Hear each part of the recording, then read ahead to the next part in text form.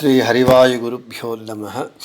ओं वंदे विष्णुं नमामि श्रियमथ च भुवं ब्रह्मवायू च वंदे गायत्रीं भारतीं तामपि गरुडमनन्तं भजे रुद्रदेवं देवीं वंदे सुपर्णीमहिपतिदयितां वारुणीमप्युमान्ताम् इंद्रादीन् काममुख्यानपि सकलसुरां तद्गुरून्मद्गुरूंश्च अभ्रमं भङ्गरहितं अजडं विमलं सदा आनन्दतीर्थमतुलं भजे तापत्रयापहम् जलज्येष्ठनिभाकारं जगदीशपदाश्रयं जगतीतलविख्यातं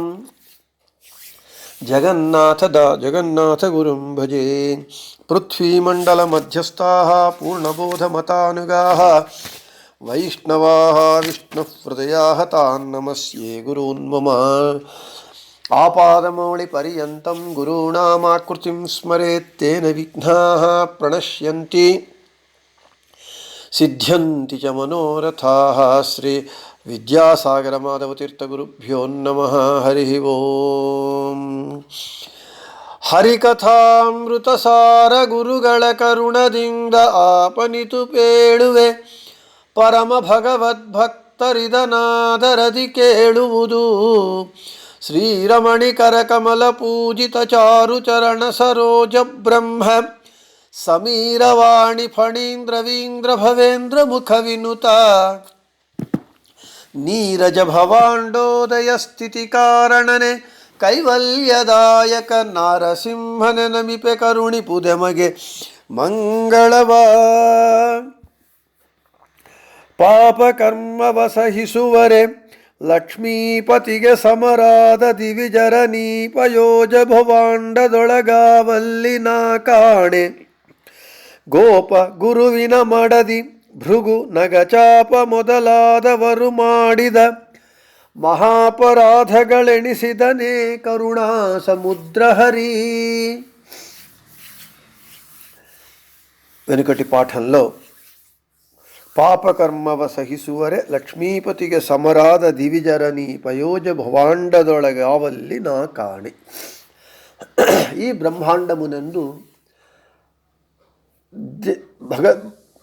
తన భక్తుల అపరాధములను సహించేటటువంటి దేవతలలో భగవంతునికి సమానమైనటువంటి వారు ఈ బ్రహ్మాండమునందు ఎవరు లేరు అని చెప్పుకున్నాం. ఆ భగవంతుని భక్తులు ఎవరెవరు ఏ ఏ అపరాధములు చేశారో ఆ అపరాధములను భగవంతుడు లెక్కింపక సహించాడు అనేటటువంటి విషయాన్ని గోప ಗುರುವಿನ ಮಡದಿ ಭೃಗು ನಗಚಾಪ ಮೊದಲಾದವರು ಮಾಡಿದ ಮಹಾ ಅಪರಾಧಗಳೆಣಿಸಿದನೇ ಕರುಣಾ ಸಮುದ್ರ శ్రీహరి.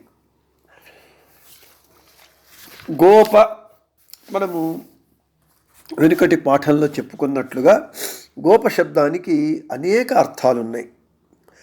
గౌర్ నాకే వృషభే చంద్రే వాగ్ భూ దిగ్దేనషు స్త్రీయుమిత్యమరః.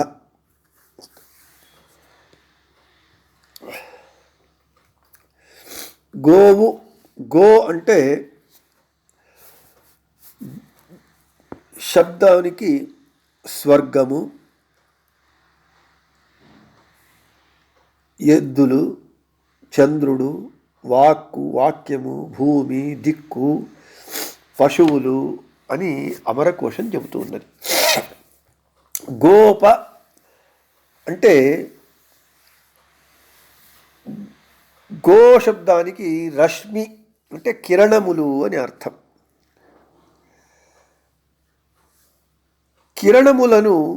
కిరణముల చేత ప్రాణులను పాలించటం చేత చంద్రునికి గోప అని పేరు.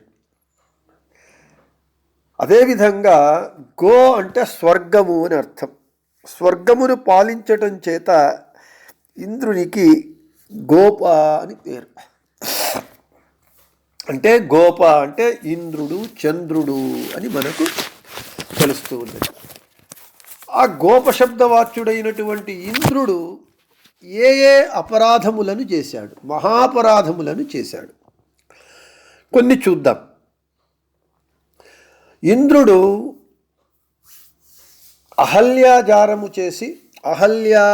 అహల్యాజారత్వాన్ని చేసి పాపం చేశాడు. పారిజాతాపహరణ కాలమునందు ఇంద్రుడు కృష్ణునితో యుద్ధం చేశాడు. గోపాలకులు కృష్ణుని మాటను విని ఇంద్రుని పూజ చెయ్యనప్పుడు గోకులాన్ని వర్షంలో ముంచెత్తాడు. ఖాండవ దహన కాలంలో కృష్ణార్జులకు విరుద్ధంగా యుద్ధం చేశాడు. ఈ విధమైనటువంటి అనేక మహాపరాధములను ఇంద్రుడు చేశాడు. ఇంద్రుడు అహల్య జారత్వం అంటే ఇంద్రుడు పతివ్రతా శిరోమణి అయినటువంటి అహల్యతో సంగమించాడు. ఇది చాలా పెద్ద అపరాధమే. అయినా ఇంద్రుణ్ణి భగవంతుడు ఆ అపరాధాన్ని అతడు లెక్కించలేదు. మనకు ఇంద్రుడు దేవలోకాధిపతి, దేవతలకు అధిపతి, భగవంతుని పరమ భగవద్భక్తుడు. ఇటువంటి ఇంద్రుడు ఇప్పుడు మనము చెప్పుకున్నటువంటి అపరాధములను అతడు ఎందుకు చేశాడు? అసలు అటువంటి మహాభక్తుడు ఇటువంటి అపరాధము చెయ్యగలడా అనేటటువంటి ప్రశ్న మనకు ఉదయిస్తుంది. అవును, పరమ భగవద్భక్తులు తెలిసి ఇటువంటి అపరాధములను ఖచ్చితంగా చెయ్యరు. అయితే భగవంతుని సంకల్పానుసారము, ఎందుకంటే స్వతంత్రతత్వంలో భగవంతుడు ఒక్కడే, అస్వతంత్రతత్వంలో మిగిలిన వారందరూ ఉన్నారు కాబట్టి, ఇంద్రుడు కూడా అస్వతంత్రుడు కాబట్టి భగవంతుని సంకల్పానుసారంగా, భగవంతుని ఇచ్ఛకు అనుగుణంగా ఇంద్రుడు ఇవన్నీ చేశాడు. అంతేకాకుండా జీవోత్తములైనటువంటి బ్రహ్మ వాయువులు మొదలి మిగిలిన అందరి దేవతల యందు కలి ఆవేశం ఉంటూ ఉన్నది, కలి ప్రవేశం ఉంటూ ఉన్నది, అసురావేశము అప్పుడప్పుడు వారికి కూడా వస్తూ ఉంటుంది. కలి ప్రభావంతో, అసురావేశముతో భగవంతుని భక్తులైనటువంటి ఇంద్రుడు మొదలైనటువంటి వారు అపరాధములను, పాపములను చేస్తారు. కాబట్టి తన భక్తులైనటువంటి ఇంద్రుడు, చంద్రుడు మొదలైనటువంటి వారు చేసినటువంటి మహాపరాధములను భగవంతుడు లెక్కించక వారిని క్షమించి అనుగ్రహిస్తాడు. అయితే ఇంద్రుడు అహల్యాజారత్వము చెయ్యటము ఎంతవరకు సమంజసము అంటే, మనకు మహాభారత తాత్పర్య నిర్ణయ గ్రంథంలో మధ్వాచార్యుల వారు దీనికి నిర్ణయం ఇస్తారు. ఇంద్రుడు అహల్యాజారత్వం ఎందుకు చేయవలసి వచ్చింది అని. నేను మొదటే చెప్పినట్లుగా భగవంతుని సంకల్పానుసారం. అసలు దేవతలు వేరు, మనుష్యులు వేరు. దేవతలు ఎప్పుడూ కూడా మనుష్యులతో సహవాసము, సమాగమము, వారి యొక్క స్పర్శను ఇచ్ఛించరు. ఎందుకంటే వాళ్ళు జర అంటే ముసలితనము, రోగాదులు లేనటువంటి దేహము కలిగినటువంటి వారు, అమృతము తాగినటువంటి దేహము కలిగినటువంటి వారు, జరా మరణములు లేనటువంటి వారు. అటువంటి వారు ఒక సామాన్య ఋషి వనిత అయినటువంటి అహల్యాదేవిని గమించటము అనేటటువంటిది వాళ్ళు ఇష్టపడరు. అయితే భగవంతుని కార్యము కొరకు వాల్మీకి రామాయణంలో కూడా దేవతా కార్యము అని చెప్తారు. ఇంద్రుడు అహల్యాదేవిని గమించటాన్ని దేవతా కార్యము అని చెబుతారు. ఇక్కడ మనకు భగవంతునికి ఋగ్వేదము ఈ విధంగా స్తోత్రం చేస్తుంది. ఏధమాన ద్విట్ అని. అంటే దాని అర్థం ఏమిటి అంటే పెరిగేటటువంటి వారికి శత్రువు భగవంతుడు అని. అదేమిటండి, పెరిగేటటువంటి వారికి శత్రువు భగవంతుడైతే వాడు ఎలా భగవంతుడు అవుతాడు అనే ప్రశ్న. అయితే భగవంతుడు కరుణాసముద్రుడు. అందుకే మహాపరాధగಳೆಣಿಸಿದನೇನೋ కరుణాసముద్ర హరి. వాడు కరుణాసముద్రుడు. ఇక్కడ పెరిగేటటువంటి వారికి శత్రువు అని అంటే ఎవరైతే తమ యోగ్యతాధికమైనటువంటి పుణ్యాన్ని సంపాదిస్తారో వారి పుణ్యాన్ని హరించటానికి భగవంతుడు ఈ విధంగా కొందరి మూలంగా కొందరు దేవతలు ఇటువంటి అపరాధములు చేసే విధంగా వారిని ప్రేరేపిస్తాడు, వారి చేత ఆ పనులను చేయిస్తాడు.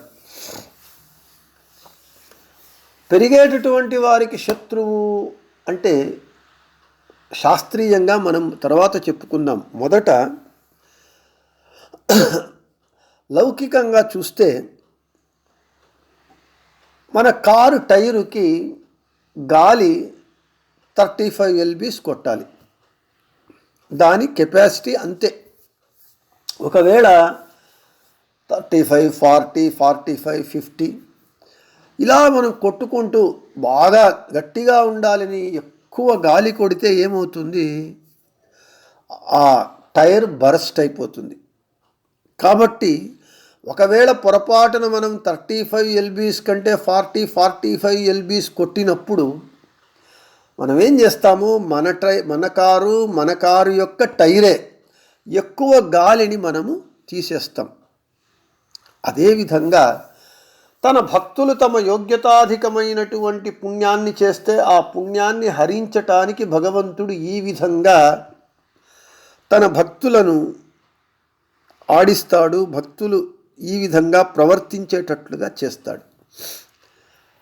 గౌతమ మునులు, అహల్యాదేవి పతి అయినటువంటి గౌతమ మహామునులు వారి యోగ్యతకు మీరి పుణ్యాన్ని చేశారు. కాబట్టి ఆ గౌతమ మహర్షి యొక్క యోగ్యతాధిక పుణ్యాన్ని హరించాలి. అతని యోగ్యతకు ఎంత కావాలో అంత పుణ్యాన్ని మాత్రం పెట్టాలి.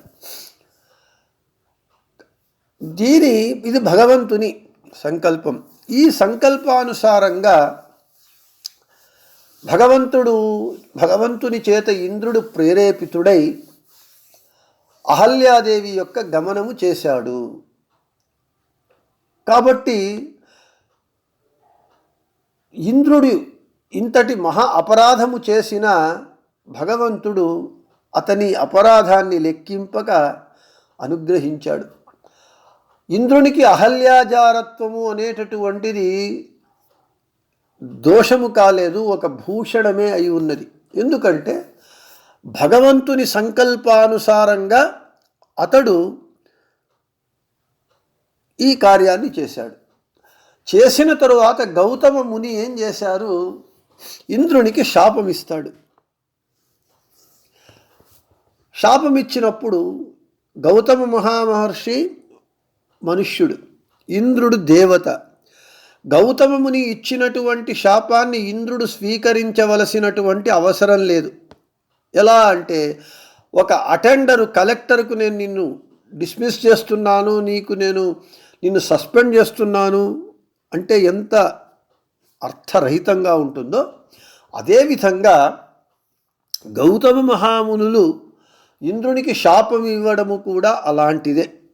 అయినా గౌతమ మహాముని ఇచ్చినటువంటి శాపాన్ని ఇంద్రుడు స్వీకరిస్తాడు.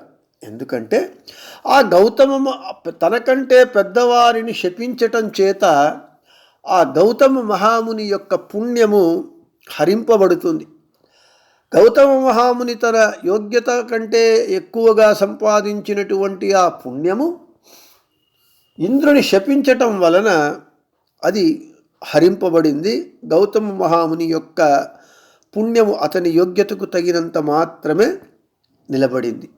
ఇది ఏధమాన ద్విట్ అని భగవంతునికి పేరు. ఇది భగవంతుని ఇచ్ఛానుసారము ఇంద్రుడు చేసినటువంటిది కాబట్టి ఇంద్రుడు ఇంతటి మహాపరాధమును చేసిన దానిని లెక్కించక ఇంద్రుణ్ణి అనుగ్రహించాడు. ఇంద్రునికి కీర్తిని కూడా అనుగ్రహించాడు. ఇది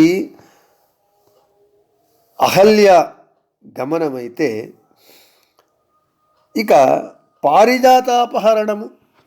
కృష్ణుడు సత్యభామతో వచ్చి పారిజాత వృక్షాన్ని దేవతాలోకము నుండి తీసుకొని వెళ్ళటానికి వచ్చినప్పుడు ఇంద్రుడు కృష్ణునితో యుద్ధం చేశాడు. అదేవిధంగా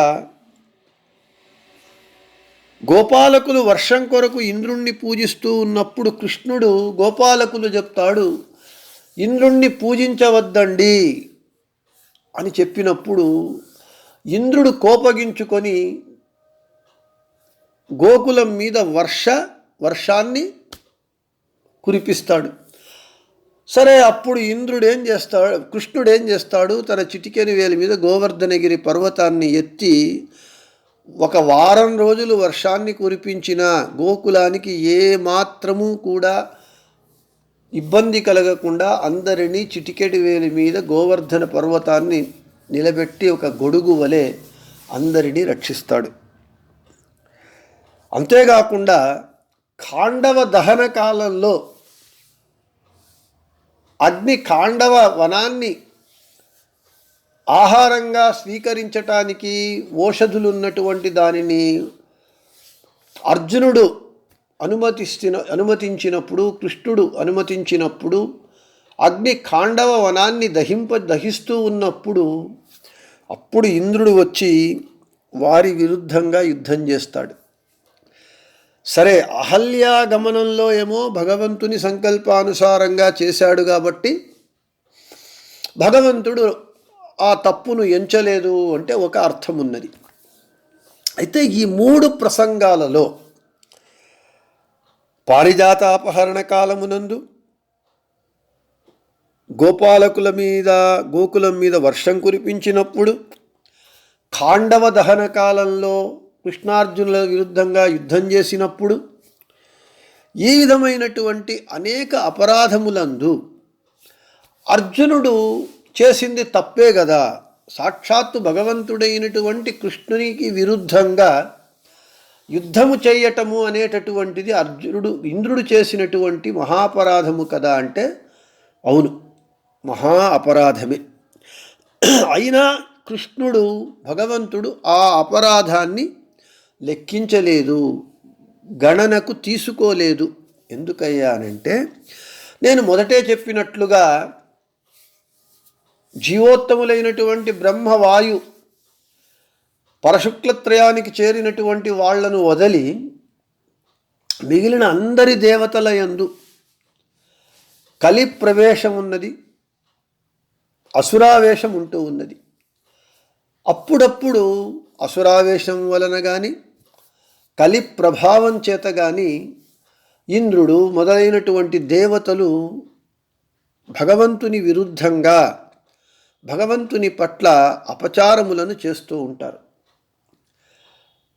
ఇక్కడ ఇంద్రుడు స్వాభావికంగా స్వతహా సాత్విక జీవి, ముక్తియోగ్య జీవుడు, భగవంతుని దర్శనాన్ని చేసేటటువంటి మహానుభావుడు, అపరోక్ష జ్ఞాని. అయినా ఇప్పుడు ఇంతవరకు నేను చెప్పినటువంటి అన్ని ప్రసంగాలలో కలి ప్రభావం చేత కానీ అసురావేశం చేత కానీ భగవంతుని విరుద్ధంగా ఇంద్రుడు ప్రవర్తించాడు. కాబట్టి తన భక్తుడైనటువంటి ఇంద్రుడు ఈ విధంగా అసురావేశముతో కలి ప్రభావముతో తన పట్ల అపరాధములు చేసిన భగవంతుడు కరుణాసముద్రుడు హరి కాబట్టి ఆ ఇంద్రుని మహాపరాధములను లెక్కించలేదు. అందుకే అన్నాడు, మహా అపరాధగಳೆಣಿಸಿದనే కరుణాసముద్ర శ్రీహరి. ఎందుకయ్యా అనంటే, నేను ఎన్నో మార్లు చెప్పినట్లుగా భగవంతుని ప్రేమ తన భక్తుల పట్ల తల్లి ప్రేమ లాంటిది. తల్లి కొడుకు తన పట్ల ఎంత అనుచితంగా క్రూరంగా ప్రవర్తించినా, తనను ఎంత హింసించినా, ఎంత దుఃఖింపజేసినా తల్లికి కొడుకు పట్ల కోపం రాదు. తన పట్ల చేసినటువంటి అన్ని అపరాధములను తల్లి ఉదార మనస్సుతో క్షమిస్తుంది. అదేవిధంగా భగవంతుడు కూడా తన భక్తులు కలిప్రభావము చేతనో లేదా అసురావేశము చేతనో తన పట్ల చేసినటువంటి అపరాధములను భగవంతుడు లెక్కించడు. లెక్కించకపోగా వారిని అనుగ్రహిస్తాడు. అదే అంటూ ఉన్నారు, గోప అంటే ఇంద్రుడు. ఇంద్రుడు చేసినటువంటి అపరాధగಳೆಣಿಸಿದనే కరుణాసముద్ర శ్రీహరి అని.